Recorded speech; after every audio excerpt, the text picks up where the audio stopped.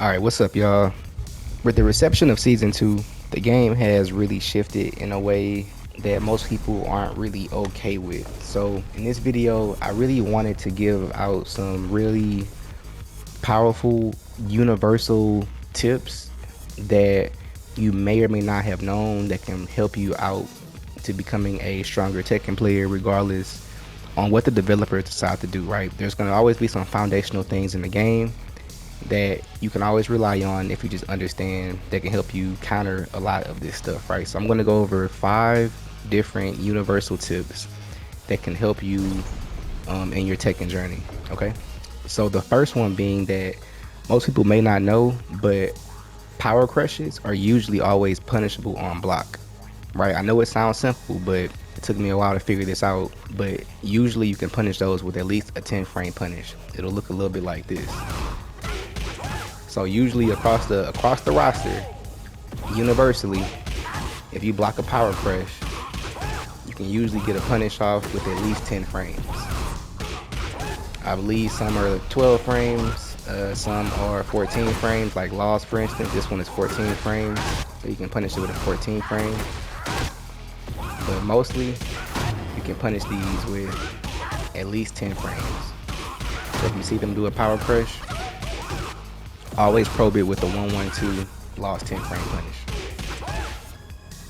So another one that is universal across the roster and Tekken entirely is that most lows in this game, or the majority of lows, are punishable with at least an 11 frame punish. In that case, it'll be Law's Wild Rising Force, his 11 frame punish from crouching, right, if you block a low. I have Law set to just throw out his regular down back 3. And if you block it, you see that you're plus 13, he's minus 13. So a Wild Rising 4 will be the punish for that. See how the punish indicator pops up? In this case, it's minus 13, so you can do his Wild Rising 1 too, which would be the optimal punish for it. But usually if you block a low, under most circumstances, and you're not really sure how to punish it and you block it, always take your reward by going with your at least your Wild Rising 4 if you're Law, because it's 11 frames. At the very least, you can probe with a low jab, and thanks to the indicator that they added to Season 2, you'll be able to see the purple punish indicator light up to know that it's a punish for that attack, so you'll know it's at least minus 10 frames that pops up with a low jab. But typically, most of them are 11, so you'll be able to get an 11 frame punish off, right? Go on the stance, get your pressure off with this one at least. If it's a more powerful low, you can probably be reasonably assured that they're probably going to be at least minus 12 or 13. You'll be able to do your Wild Rising 1 2. Another key thing is with Eddie, since Eddie's lows are so strong, they're typically all minus 13. Most of his lows are minus 13, so you can punish any low that you block with Eddie with this.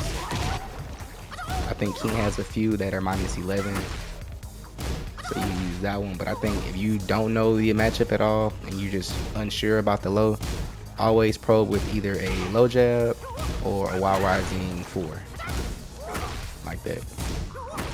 Right. The next thing I want to get into is going to be, that's a universal tip around Tekken, is that any moves or strings that the opponent yells or screams during, they're going to be punishable usually, right? So I have Law set to do one of his strings, basically his 2-2 1+2, where he screams out like at the end of it, he's screaming. And this goes across the cast. Anybody that screams or does anything crazy, makes some kind of loud sound at the end of their strings, this is usually a punishable move. So without knowing the frame data, the game gives you clues to help you identify these. I like to probe these with at least 10 frames if I'm not really sure, so just his 1 1 2. Most of these will probably be at least 12 frames, so you can use your 3 4 punish. But if you're unsure, I would take the safe option, 1 1 2, easy punish.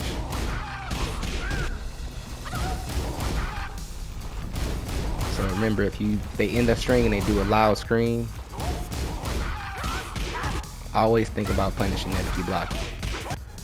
The next universal tip I want to get into is the one where most 3-hit strings that end in a mid are usually going to be punishable. They'll either be a 10 frame punish, 12, or even 14 frame punish, depending on if the string pushes back or not. But you want to remember that if it's a 3-hit string that ends in a mid, you can usually get a punish off on that. So I have Law set to do his back 1-2-2.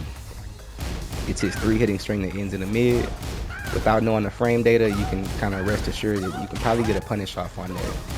This attack has a lot of pushback, but if you look at the frame data, you see that it's minus 14. So you can do your 14 frame punish.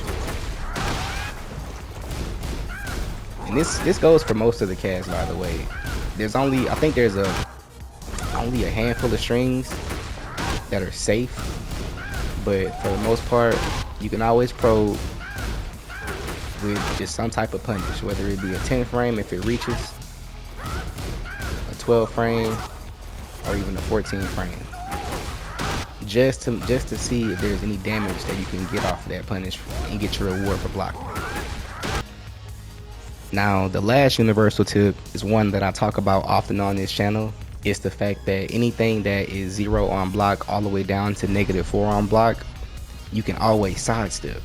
And I harp on that point a lot, and I mention it a whole lot because I think it's super powerful, and it's underused by people that are beginner to intermediate players and even some advanced players. I think they should probably know this, but I think it's good for them just to kind of be reminded of that, right? But like, you can always sidestep after anything that falls in that range of 0 or -4 on block. Universal across the roster.